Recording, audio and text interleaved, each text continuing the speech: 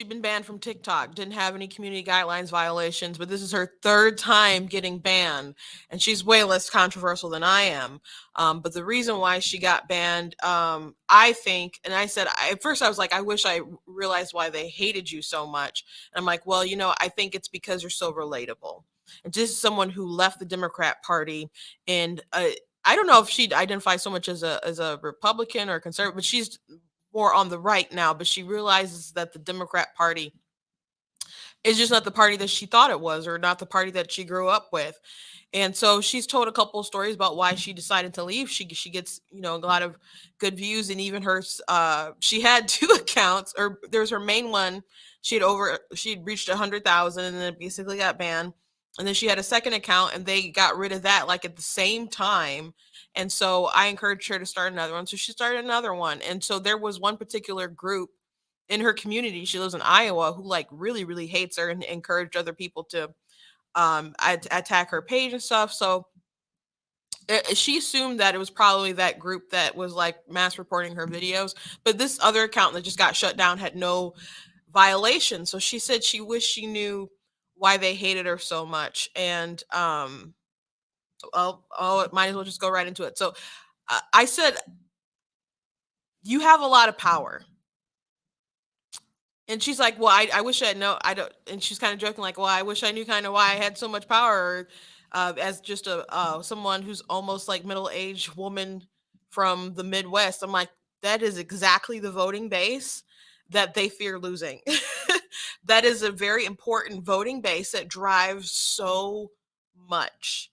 And so she did a video about that. I did a video about that earlier today on my TikTok, but I wanted to talk about it more at length on here because I do feel that this is a particular voting block that is make or break. And even a lot of the racial division that happened over the past couple of years have been driven to push the suburban white woman vote into guilt to get rid of Trump and other Republicans and so on. It's about driving your feelings. And I've talked about this a lot, that the Democrats rely on people being emotionally charged rather than factually informed. That is extraordinarily important to them.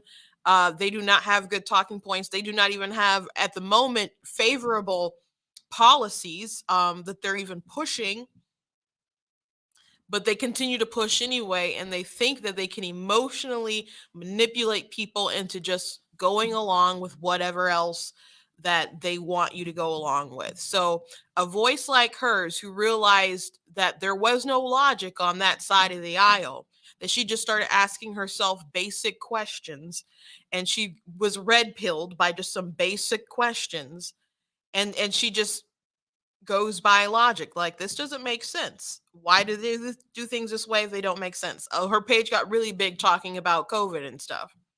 But obviously that's kind of sort of waned as far as how much people talk about it now. Though they're still going to make you mask on a plane for whatever reason. It's not logic. Trust the political science, because it ain't actual science. So she's a good friend of mine. She's been on my show a couple times, and we've gone live together, on TikTok, on Facebook, and stuff. But she's a cool woman, and they are scared of someone like that, scared to death of just normal, average people just standing up, waking up, and saying, you know what, enough is enough. We need to ask questions, and we need to be engaged, and we need to just think. We need to just think these things through.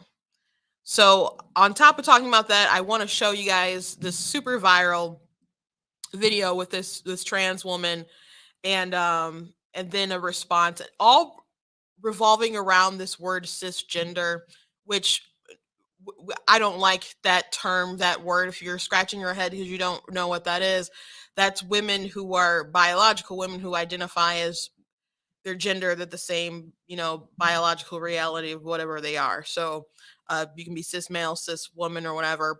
We're just women. And so there was a lot of responses to one very viral video that they did, and then they did another one talking. It was a three part. I'm not going to play all three parts, but I want to respond to it.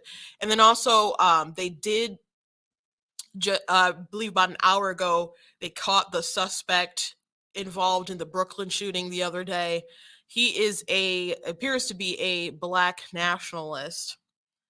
And so people thought Terry Crews was crazy when he talked about he doesn't want white supremacy or doesn't want black supremacy.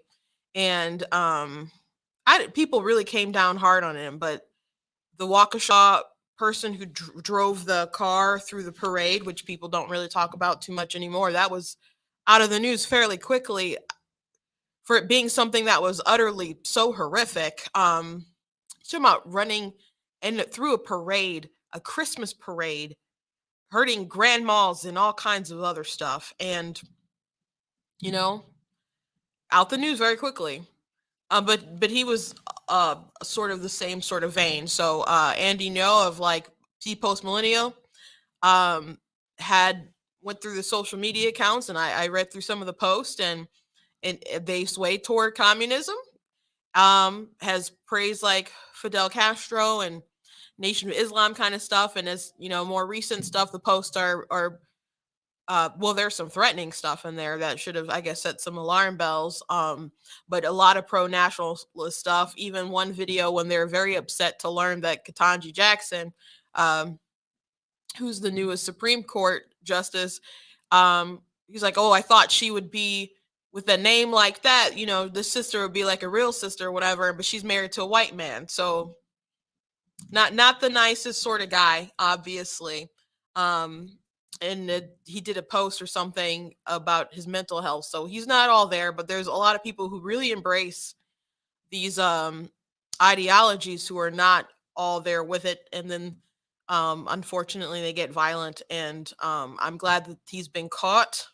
I don't suspect this will probably, even though this has rocked the city and been a big story in the news as of late, I don't suspect that it'll be a big story for very long. By the way, apparently he was a person of interest. This is what I saw reported. Um, that he was also an interest of the FBI, but they dropped it.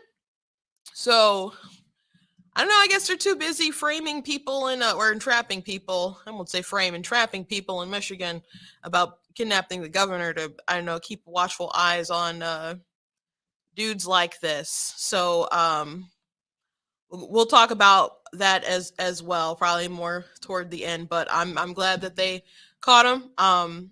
But Terry Crews wasn't crazy. People do need to be concerned about any sort of radical sort of nationalism or just hate in general. Hate in general is bad. Can we just like agree? Hate in general is bad.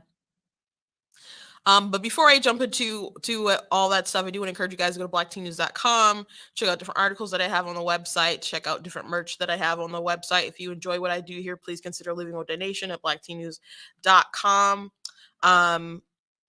We have all sorts of goodies like the Be Better Not Better shirt, which I guess is really relevant for the topics we're talking about today. The I voted for Trump, all I got was historic peace deals, gas under $2, no new wars, and a tax cut, and this lousy t-shirt. And also got the Denounce White Supremacy, Defeat Joe Biden shirt with a list of some of his racism on the back. And of course, like the goat hoodie, the goat shirt, and I do have those in different colors. I do want to thank the Brighter Michigan Pack. I'm in their studio today. If I say something today that triggers you, I super don't care, and they don't care either. It doesn't work like that. I'm just using the space, and I do appreciate that they want to uplift conservative voices, and it is important to get with good groups just wherever you are at, that want to really see people make an impact, especially in some of these school board races. So I want to go back to my friend really quickly. So my friend, her name on TikTok is Party of Logic, and so she's calls herself a recovered Democrat. And one of the reasons why she realized that she wasn't a Democrat, there's a couple different things. that made her red pill. But one of the stories that sticks out to me is that one day she was talking about guns, and so she mentioned assault weapons, and she was talking to somebody, and they're like, "I don't mean to start like any trouble or anything, but what do you mean by that?" And then she just realized she's using language, regurgitating things, and not even knowing what they mean. So she didn't know how to explain it. And so when she realized that she was kind of just robotically repeating some stuff like that, not thinking it through, and then she started having conversations with other people who did think those things through a little bit more. She started, sort of red pilling herself on a couple different things. In a couple different topics. So I think someone like her is pretty dangerous because she just she's very relatable, and she's not intimidating. She just kind of has a anything sort of goes sort of mentality with life. She's not judgy. She doesn't come aggressive like sometimes I can be very witty with my videos, sometimes I can be pretty aggressive. There's one video I did that got flagged yesterday. No, it was flagged this morning, and it was warranted, I thought. I'm pretty sure maybe the person I replied to ended up reporting the video after they left like 100 comments on the video. So I super don't think that's fair, but whatever. And but anyway, they got it flagged, and the community guidelines violation was harassment and bullying. And again, the video was warranted. But I'm like, I'm pretty sure TikTok's gonna keep that as harassment and bullying because my tone was aggressive. She doesn't do that. She doesn't do that. So I've had a lot of friends that have been banned multiple times, and they just come back and they make a new account and whatever. And this would be like I think her third one, if not her fourth one. Um, but she's as sweet as pie as far as some of her responses. There's other people way more aggressive than her and do clapbacks. She doesn't really do clapbacks like that, but they don't like her. They don't like her. And I think it's because she is in a demographic that is very coveted as far as voting goes. So one of the earliest articles I wrote on blacktnews.com was something that they published part of like in our local in the Detroit News. They posted it, I think, along with like two other articles or two other subsections. It was really small segment of it. So I did send it out to like people. I'm like, please share this perspective. I thought it was a very big perspective, very important perspective to have, something to really get out there. And at the time, I just didn't have a platform that was very big to really get these sort of thoughts out there. But it was a letter to suburban white women. And there's a lot of suburban white women, and this was like in 2018 when we had the midterms. And I just said, please do not allow the media and Democrats to guilt you out of voting Republican because you don't like Trump, because you don't like some of the rhetoric, you don't like some of the things he said, or you don't like how the media displayed some of the things that he said. Because a lot of things, are lies, how they present things. Like, for example, when Trump was in a meeting and they were talking about MS-13 and he called them animals, and people are like, he called Mexicans animals. How dare he? And obviously, if you were paying attention to the conversation, he's specifically talking about MS-13. Then the Democrats in the media decided to go the route because you for that wasn't one that went along for like a long time where people were like, oh, he called Mexicans animals, like, but then the Democrats and leftists started to say he called MS-13 animals. How dare he? We all have humanity. And I'm like, this isn't the best route to go.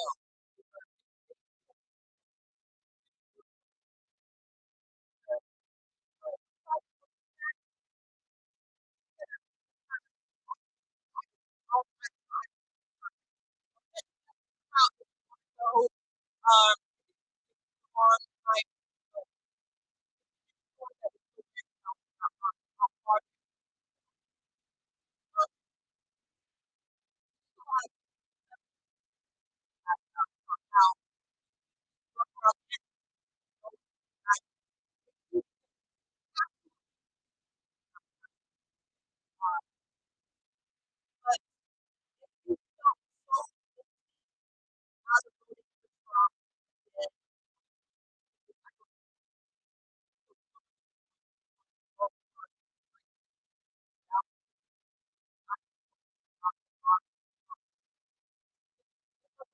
think about it. I said Trump is a bully who fights other bullies.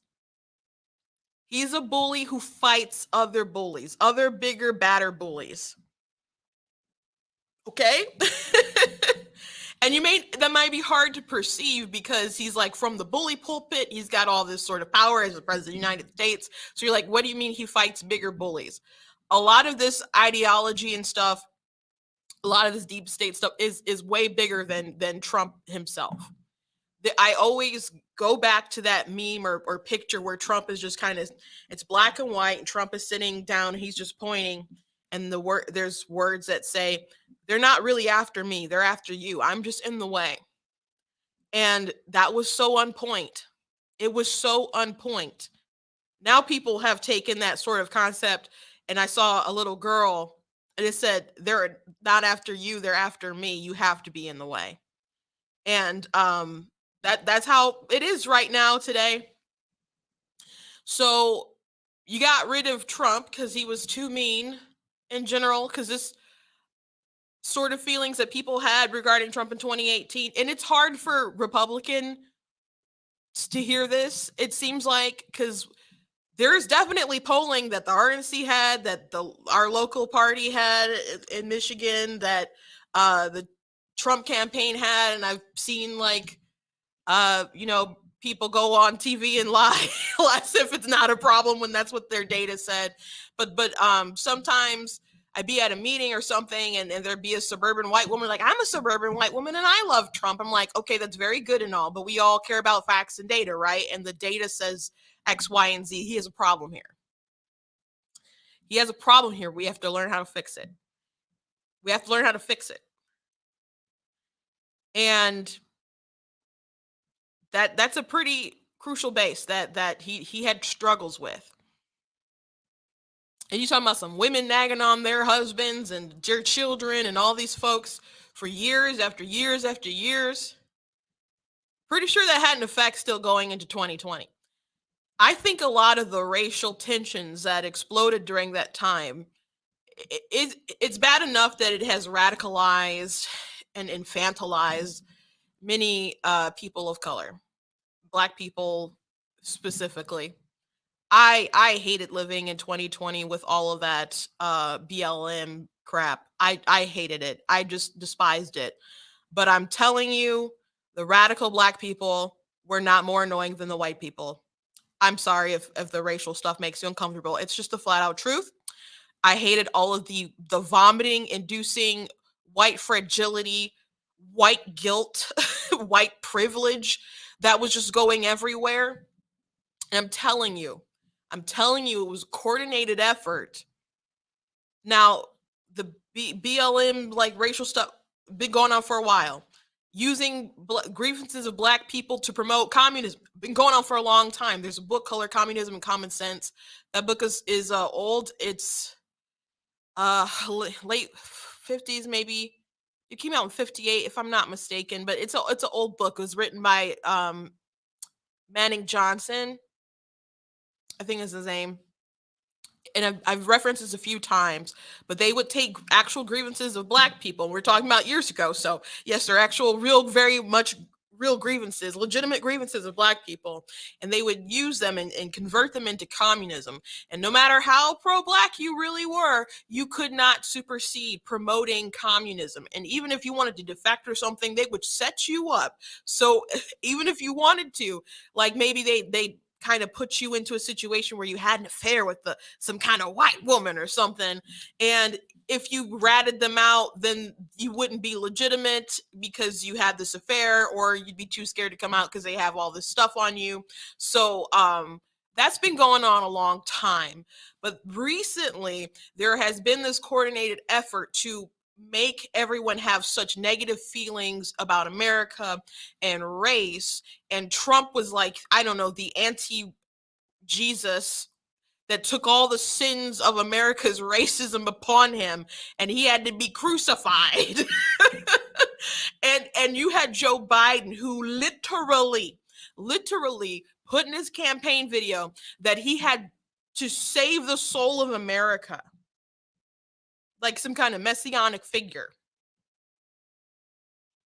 And he repeated that time and time again. That was his talking point. That you go into Charlottesville and there are veins bulging and etc. And the very fine people hoax. It was all very orchestrated to push, push, push, push, push. America's bad. We have to do something about that. And Trump is so bad. And so even though people don't like Joe Biden, you still had to slay this gigantic monster of Trump, and maybe that would be putting things back on the right path. It was all very coordinated. As a matter of fact, in the New York Times, there was a meeting that they had after the Russia hoax had basically run its course. And they were the editors were like, oh, the Russia thing, we did very well with that, won awards, blah, blah, blah. He's like, but now we want to focus on racial issues in America, how race has affected Americans and how it relates today, et cetera, blah, blah, blah. And not too long after that, they launched the 1619 Project. Not too long after that. So, telling you, a lot of this is very coordinated. Now, I'm not saying that other voting blocks are important, but minority voting blocks are still minority voting blocks. And at the end of the day, Democrats pretty much feel confident that the black vote's not going anywhere. I would like for that to change. People talk about don't have this sort of institutional power and blah, blah, blah. I'm like, well, if you just coalesced your power and bargained it, you'd have some. But you don't. So Democrats are pretty solid of who's going to vote who, but being able to chip away at that suburban white woman vote with Trump in 2018 and continue it on was really, really effective and really, really powerful. So back to my friend who's thinking through things in a sort of common sense sort of way in that sort of age demographic, that's dangerous to them. That is very, very dangerous. A lot of people say they don't like white folks anyway. And the only kind of good white folk that that they like right now is an ally, someone who's willing to, walk the walk of shame and recite the rituals of humiliation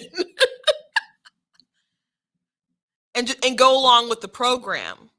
But someone who's just like, you know what, this doesn't make sense for my family. This doesn't make sense for my town. This doesn't make sense for my community. Why don't we just sit and question these things? That's dangerous.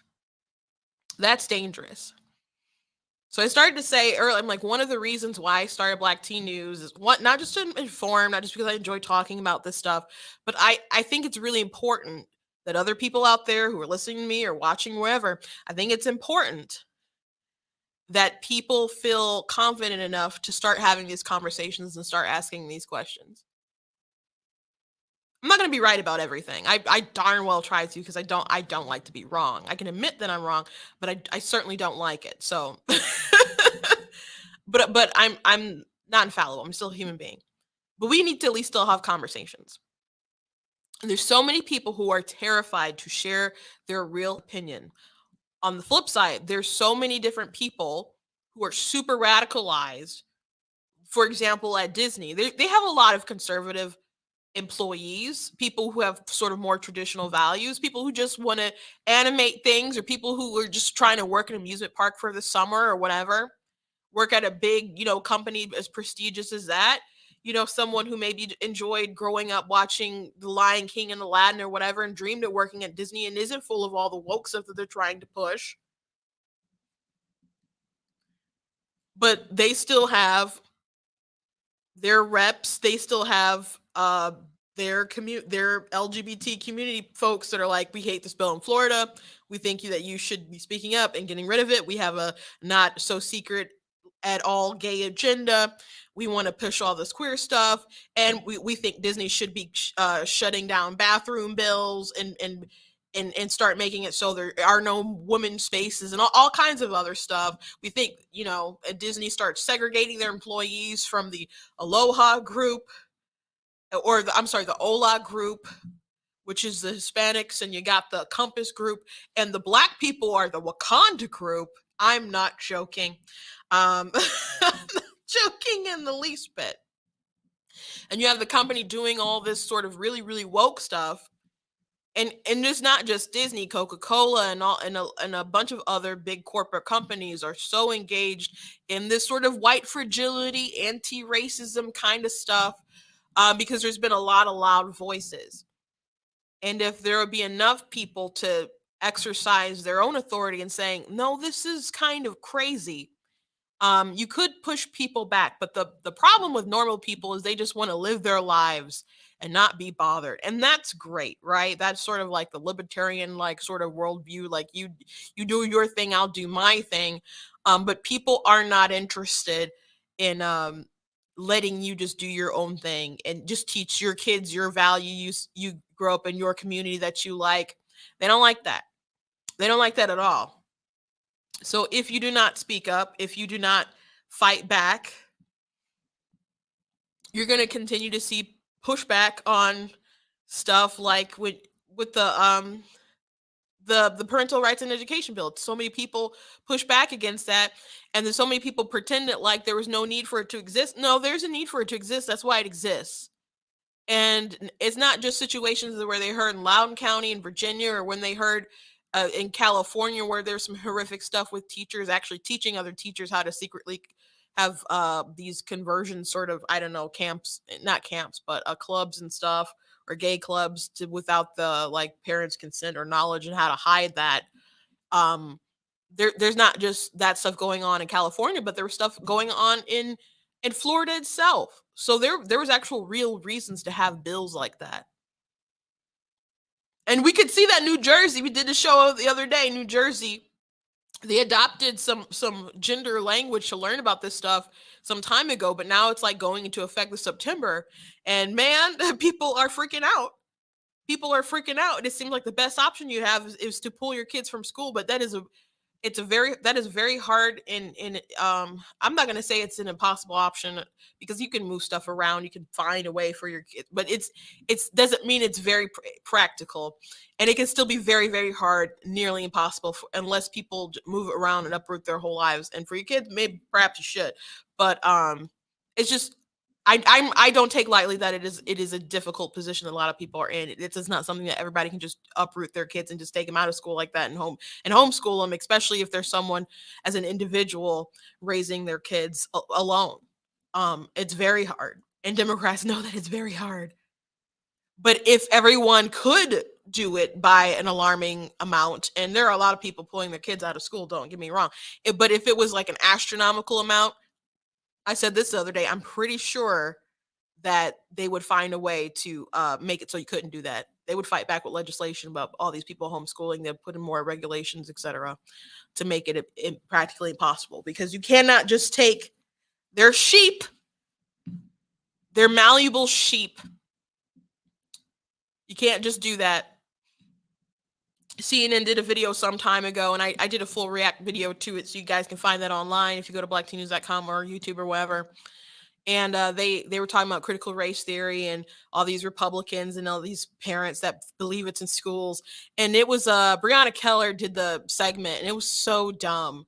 I don't I don't know what they were trying to accomplish, but they didn't, on my in my perspective, they didn't come out looking good. But they got this one teacher that claimed that it wasn't in schools. And she was like, can teachers, can critical race theory influence teachers? And I'm hoping that she's going to say no, but she says yes. I'm like, well, hopefully she's going to say, but teachers are professionals, so they're not going to be indoctrinated. She's like, no, it's a good thing that they're indoctrinated, because she believes it's true. It's a worldview. So she believes it's true, so it's fine that it's manipulating and influencing teachers to teach this stuff, because that's what she believes. And so she believes that she also kind of gave away the whole plot, but she said Republicans and stuff, they want to ban it because they know these kids are smart, these are future leaders, et cetera, blah, blah, blah. Okay, but is that the reason why you want it in school? Because these kids are going to grow up and be voters and be future leaders and stuff, and you want to then be indoctrinated with your worldview about how America's so racist, et cetera. I think that's it. So again, Trump was a bully who fights bigger bullies. And I wish that was a message that more people would have I would have had more accessibility to more people to sort of get that message out at the time in 2018. And it's something that I wish I had more accessibility to get that out in 2020. But we're gonna try to keep growing here and gonna keep shouting that to the rooftops because now you're in a situation where those bullies have taken over school boards, taken over schools. A lot of these people who are crazy on college campuses didn't like free speech and were pushing a lot of this really, really crazy ideology are people in professional industries, including in your kids' schools. And they're foaming at the mouth, angry because they can't teach kids if it gets banned in certain places like Florida about a gender identity and all this other stuff, but they'll still push it anyway. They'll still push it regardless. They're going to find ways to do it because they're married to the ideology and they need other people to affirm their worldviews. But they also it's like a religious sort of mission. It's a dogma. So if you are a normal person, do not be afraid to stand up and fight these folks. You can't be. There's really, really, really, really too much at stake. There really is. So next thing I want to mention, I want to move on to this viral TikTok video. It got over 3 million views. And this is a trans woman, so it's a man. FYI, I just refer to people by the accurate pronouns. I don't not what you prefer to be called. If you don't like it, I'm not apologizing. You can just respect my view or not, but it is what it is. And then I want to play this video talking about cisgender, what they said. I'm not going to do the whole 3 parts. I'm just going to play the first part and go from there. But they don't understand why this video was so offensive to a lot of women. That's why I got so many views, because so many people responded to it. Huge accounts responded to it, because it's out there. So you can play along. It's one of those put your fingers up if you relate to this thing. And please blind react to this. Don't worry, this isn't a gotcha. I just want you to see something. Put a finger down for every statement that you can relate to or have ever related to. A lot of clothes in normal shopping centers don't fit me. My pockets are super small. I feel like I have to maintain a level of femininity to be accepted. I feel like I have to maintain a certain body type to be accepted. I get shamed when I express any sort of sexual desire. I feel like I can't get angry without being judged for it. I feel like I'm not taken seriously in the workplace. I've been spoken down to at work in ways that my male peers haven't been. I'm concerned about how my hormone levels are affecting my general health, especially my reproductive health. I have cried to a Taylor Swift song. If you put any fingers down, that means you can relate to the problems of trans feminine people. We're not so different, you and I. Your liberation is my liberation, and vice versa. We're in this together. No, we're very different. I've never had a penis, so we'll start with that. I put my fingers down for pockets. Sometimes you have stuff where the pockets are too small, which I assume there's going to be men who can probably relate to that too. There's more clothes with bigger pockets. So if you're younger, maybe you might not be able to relate to that if you're either sex. I think. I mean, you got all these dresses with pockets on it and stuff. It's not really the epidemic that it used to be. When I was first working at Micro Center and I bought some pants and stuff, I didn't really think about the pockets too much. Actually, there are pants that didn't have pockets on it for women's pants. But that's not that is such a weird struggle, like a microaggression sort of thing to even mention. But anyway, in the clothes, which I don't find as hard of a time now, but I'm obviously a very big woman. So that would be the issue, the accessibility of clothing. But if there's also a lot of stores that have sort of trendier, cuter clothes where I know where to shop and get my clothes from. So that's really not an issue that I have now. And if I lost some weight, it would definitely be less of an issue. But I know which specific stores to go into. There's this one store, Torrid, that I really, really like the clothes in. But when it first came out, it was like a hoochie sort of club I don't know who was designing what, but the clothes are a lot nicer now. So yeah, I don't have issues finding clothes, but he said ever. So yeah. So men and women can both relate to those things, as he's a man and he's a trans woman, but still a man, can relate to those certain things. The crying to Taylor Swift song is, I don't know, it seems kind of embarrassing to me, but whether you're male or female, but hey, to each their own, to each their own. Um, so there are people who responded to that. A lot of women, some of them have said they didn't put a finger down for any of that. I've never felt like I was disrespected in the workplace because I'm a female. It's never happened to me. I know women say that. I've never felt that was the case in the least bit. I've felt disrespected in the workplace, or I've been in awkward situations because of people pushing back on my faith. Like I've felt like discriminated in that kind of sense.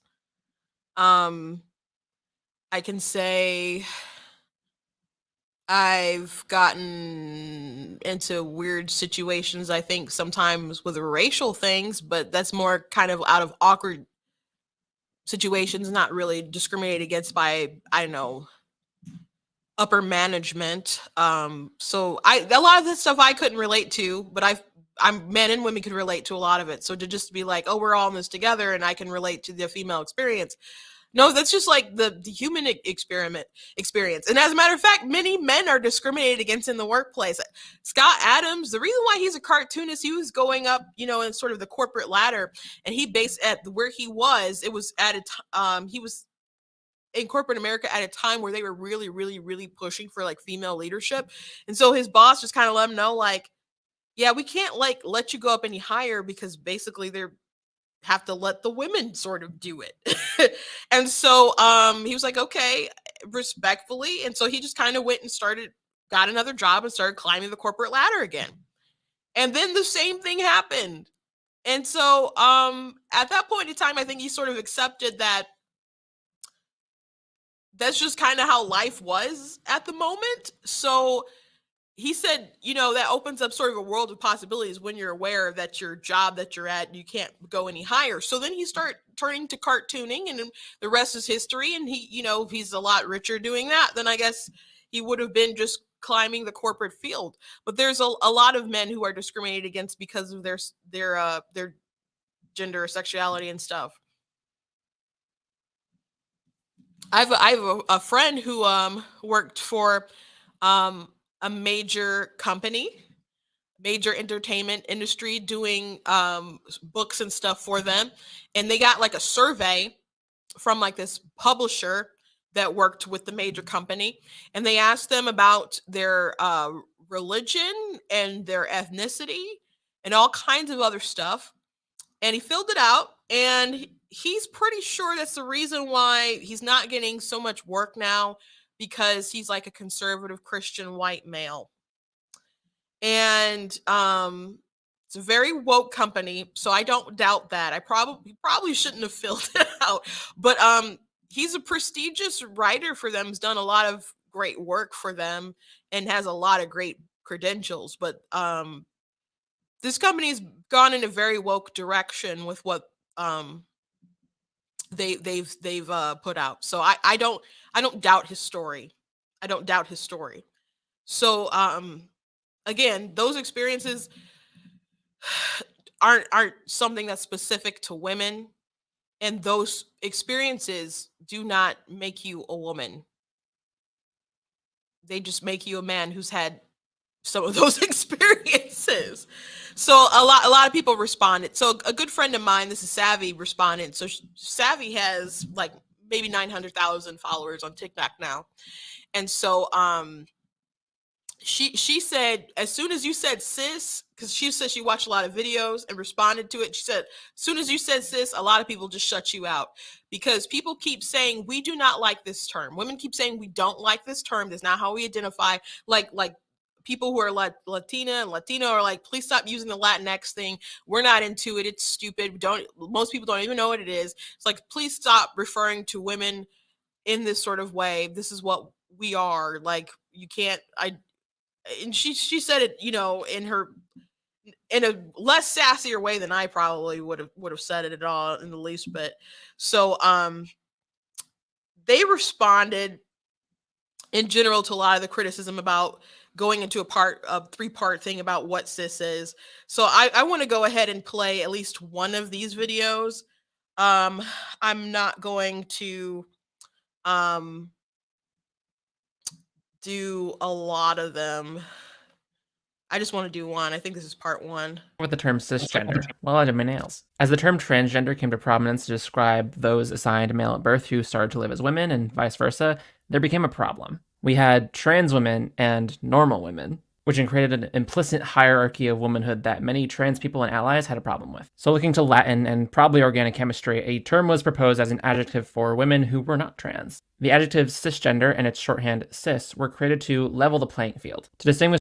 So again, still not really adhering to the issues, and they'll break it down more, but there's not these different subcategories of women. It's just there are men and then there are women, and then there are men who believe that there are women, but there are men and there are women. You can't identify your way into it. But I do something that I didn't notice that he mentioned in this particular video is the origin of who coined that phrase.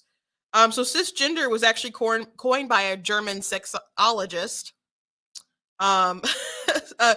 who also, believed that in pedosexuals as well, and his feelings on pedophilia are kind of similar to the vein of people who are MAPS, which are minor attracted people. That's not that these people need to be necessarily ostracized, but that you just kind of need to protect small children from them.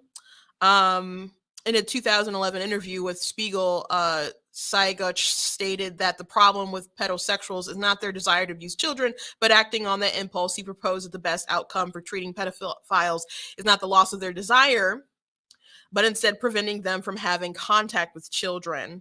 And so that's something that the alphabet mafia or whatever, the LGBT community have been like, no, we do not want these minor attracted people to infiltrate their rainbow. But there are people out there, and this guy who coined cisgender is one of the people who that's some other sort of feelings and stuff that they have. A lot of this gender ideology stuff that people are pushing now have roots with some really, really weird people. Really, really weird people. So so it started with like cissexualism, Redux info, in redux.info did this article on him. The genuinely neological characteristic of transsexualism, that it is cast what I have referred to as cissexualism, actually its logical counterpart in a highly ambiguous light, for it is there is a trans, a beyond physical gender, there must be a cis, a this side of as well. And that he wrote that in 1998, referring to a 1991 article. So this 1991 article that was published originally in titled "Transsexuals and Our Non-Nosomorphic View" is credited where it actually originates from. So German sexologist, physician. That's where the term comes from. Just FYI. Let's go on. Between two types of woman or man that one could be. If you're a woman who happens to be cisgender, no one is taking womanhood away from you. You are 100% woman. But there are, and you can't take it away because it's a legitimate thing that you're born with, and you can't take it away. You can try to take away women's trophies, women's opportunities, women's sports, women's safe spaces. Those are things that are actually being taken away by people who are trying to identify as women. You got someone, and I mentioned this the other day, there was a story about Leah Thomas, who tied, this is a swimmer from UPenn, who tied with a woman, and they told the female athlete, like, you'll get your trophy in the mail. We need Leah to hold I was either fourth place or fifth place or whatever. And they're like, why can't I hold it? And they're like, we just need Leah to do it. So Leah has had some first place trophies and has made a lot of victories. And you can't even let the female athlete hold the higher standard trophy. So before, like, I mean, you heard stories and it was like maybe the school just wants to create as little controversy as possible with the situation, but still feel like they need to protect the trans activists. That is like a whole nother level, because here at that point of time, you're like, oh, you're like legit just trying to put this person over the females, and that's what's obviously been evident. But that is the cruelest example that I have heard probably throughout any of this. I mean, the not doing anything when Leah won't cover his junk in the locker room is pretty bad too. Um, but it's just remarkable. So we're not afraid that we're not going to exist, but you or that you're trying to erase womanhood or whatever. But you are obviously trying to encroach upon our spaces. It's just obviously true. Are contexts in which the adjective cisgender is appropriate, like the doctor's office or when you're discussing power dynamics between groups. Would you like Okay, why would you need to express that you are cisgender going into the doctor's office, especially if you get like a older doctor who's gonna have no idea what that is talking about? I heard my sister's always talks about how she wants an old doctor. She don't want one of these young ones who don't know what they're doing. She wants an old one, like a veteran or something. But I'm not saying that young doctors don't know what they're doing necessarily. I just think it's funny. Yeah, so that's not a conversation you need to have. If you are a woman, like you could tell that like 99% of the time, not even needing to peek, under the curtain to know for sure at the genitalia to know. You can pretty much guess it, and you do need to treat men and women differently for different sort of illnesses, and the gender does matter. But if you just say that you go into the doctor's office and you're saying I'm a woman, which I promise you 99% of the time you do not need to alert the doctor to that. But if you are a trans person and you pass very convincingly, you probably just need to alert the doctor to, hey, I am a man. So I which I don't think this person's particularly there yet, as far as like being that convincing, where they wouldn't be able to tell that you're a biological man. But if you are that convincing, then you can just alert your doctor to that, and that knowing that medical history would be relevant, and you'd inform them. But again, 99% of the time, they're they're not even need to look at the form to know, unless they only have the chart to look at and haven't seen you yet. So no, you do not need the term cisgender when you go to the doctor's office. You can just obviously know that they're a male and female. And that's one of the reasons why a lot of this gender conversations are so insane, because when you go to the doctor's office, that is like blatantly you're brushing up against biological reality right there. Because how you will be treated will a lot of the times depend on your gender and obviously your medical history. Can't fight much against biology, but let's keep going. to live in a world where we have black people and normal people, where you have disabled people and normal people, gay people and normal people? We need language like cisgender, able-bodied, etc. to dream of a more fair society. So you're saying black people aren't normal, and you're comparing black people to disabled people and gay people, and saying all these things aren't necessarily like normal, like what? Like, so if you look at me, I am not a normal person. You need to define me as a specifically a black person. I don't understand why they don't understand why their videos can come off as offensive. Mm.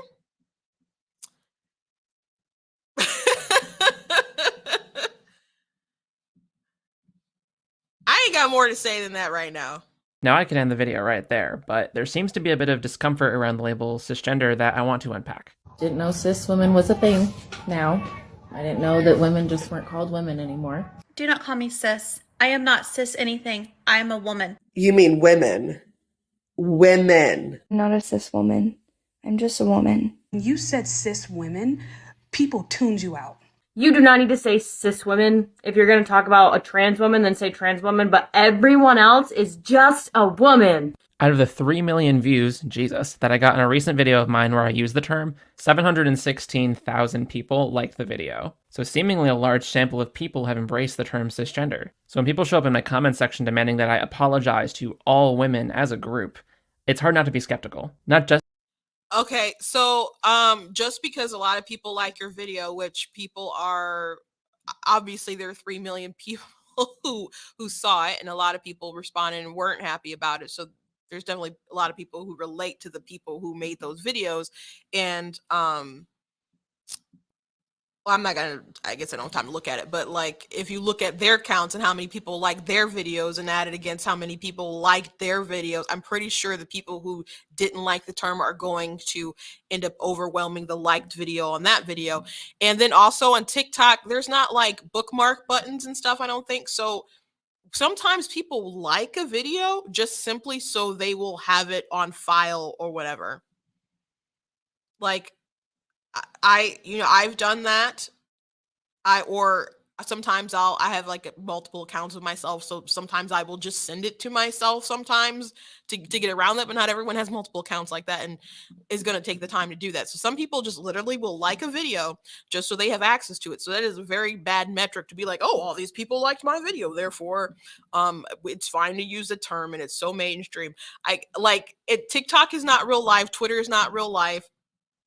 There's obviously a lot of people are going to find that video. There's an algorithm and it will find a lot of people who already agree with that ideology. There's a lot of young people who I don't even have probably not even thought that deeply about a lot of this stuff, but that's where they virtue signal towards, and they would hit that like button and go along with it. But that does not mean if you go out in real life and you call a woman cis, they're going to be like, huh?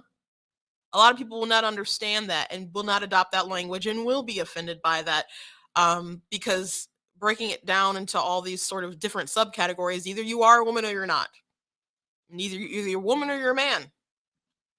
That's what it is. That is a complaint. And trying to force that word on other people is trying to break down the reality that there is more to it than that. And there's not.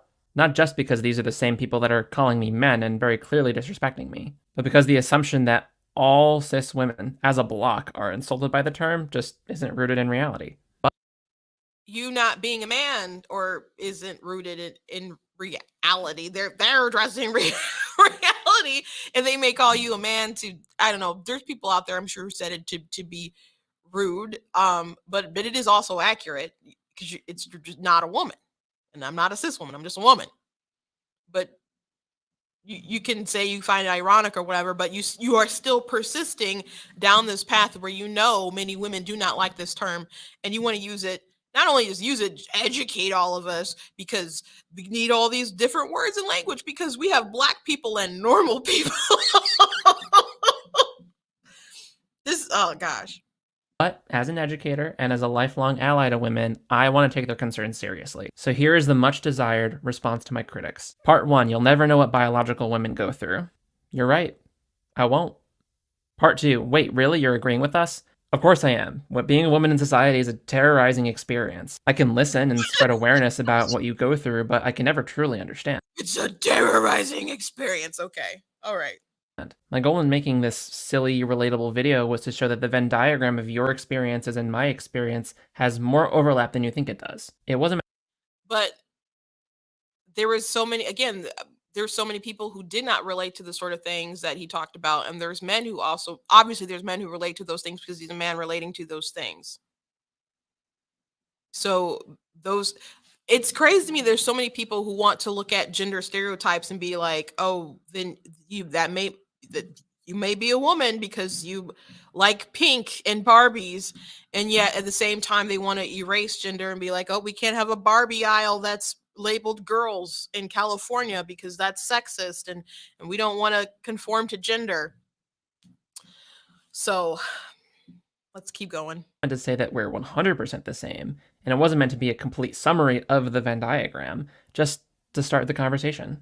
Part 3, but we don't want our identities reduced to cis. I will never reduce you to your cisgenderness. People try to reduce me to my transness all the time, so I kind of get it. I hereby promise that I will never refer to you solely as cis, but as... But we don't want you to refer to us as cis, though. So, and I don't want you to also refer to me as a Black person with the mindset that it's not normal.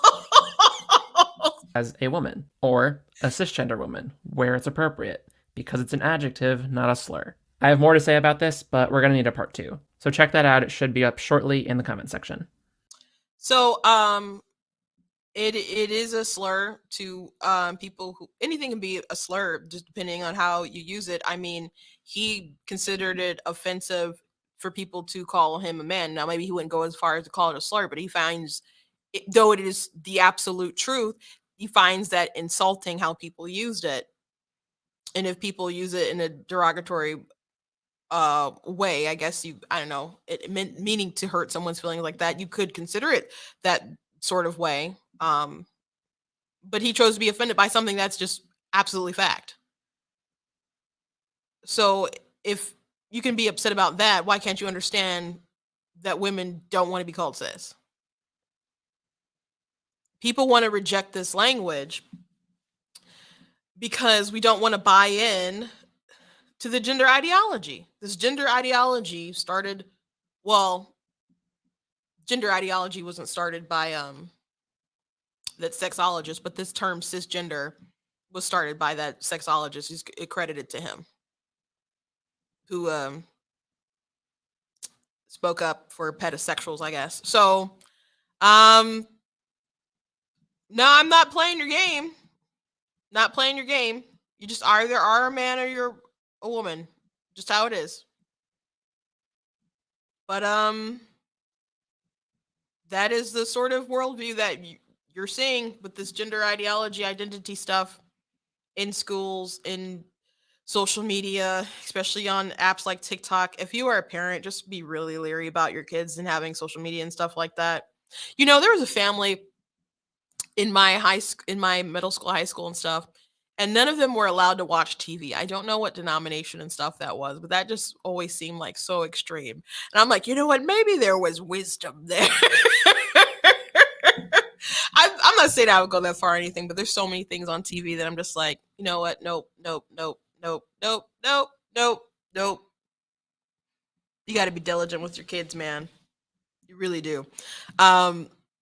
Last thing I want to mention before I let you go, and I know I'm a bit over, is they did catch this man who shot several people yesterday in New York. He had a gas mask. He was on the subway, put on a gas mask, released some gas, and then just started shooting at people, which at first, when reports came out, it was so chaotic and people were suspecting there was, I don't know, bombs and stuff on trains. There wasn't. So thankfully it wasn't anything like that. But it is horrific that someone would just go out and do this. Now, the crime in New York is abnormally high right now. But when a lot of people feel like there's no sort of repercussions when they let someone off so easily, there's so many people against this cash bail stuff. And you have groups like, I don't know if there's any cases of BLM getting people out in New York. But people bailing out these people because they are just against the system. So they feel like they should be back out. So it's really, really bad right now across the country, but particularly in New York. But this guy is a black nationalist. And again, people were so mad at Terry Crews because he said, I don't want white nationalism. I don't want black nationalism. I just want people to be people. And people thought that was so offensive because he wouldn't subscribe to the Black Lives Matter stuff. He's just like, all lives matter and we shouldn't be so caught up in race and stuff. And people made jokes like, oh, you're like your character on White Chicks, because he was just one of white women and stuff, went to all white parties and hung out in the Hamptons, whatever, etc. But Terry Crews is just talking common sense. And so you actually have this guy in Brooklyn and the Waukesha shooter who I'm sorry, he wasn't a shooter. He drove a car through a parade, killing people, injuring children and old women at a Christmas parade. It was so absolutely heinous. And then the headlines kind of started morphing about the car attack or a car plowed into people, and it's like, there is a person driving the car though. The car didn't just decide to do that consciously. So this man is actually a black nationalist, and Andy, of I'm not sure if I'm saying his last name correctly, but he's from the T-Post Millennial, ended up posting some of his tweets, and he is indeed a black nationalist. I'm going to try to share my screen for a second. Bear with me for a moment.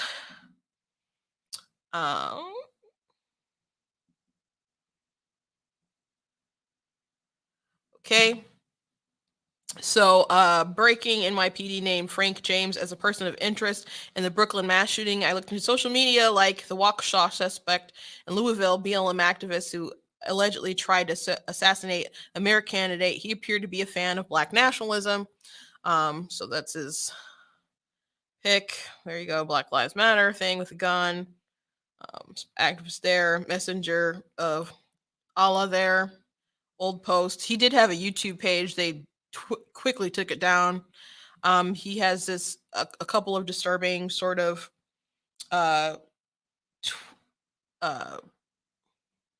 pages there looking at the bomb. This is like fairly recently, talking about March. I like you, I think I will kill you last.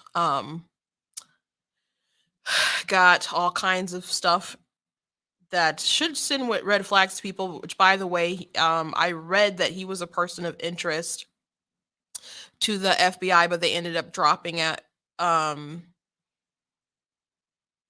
There's the American flag as a noose. So there's that. He's an anti-Trumper.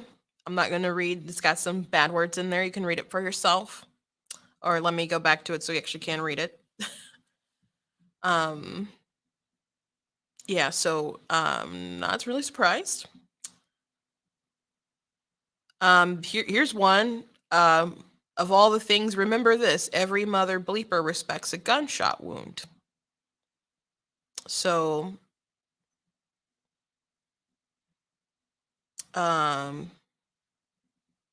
that's another one.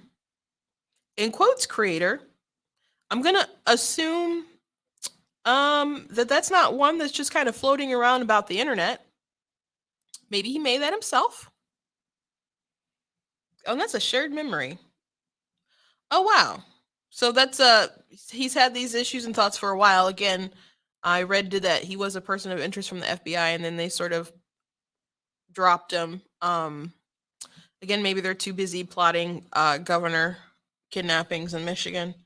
Don't know exactly why they decided to let him go. That's a really bad one right there. I can see why he was a person of interest. These are very disturbing things. This is the video I mentioned that he had on his YouTube page. One of his followers alerted him that Ketanji Brown Jackson was married to a white man, which he really, really didn't like. I'm not going to go ahead and play that. You guys can go on his page and watch it yourself if you really want to. Oh, Black Jesus, please kill all these whiteys.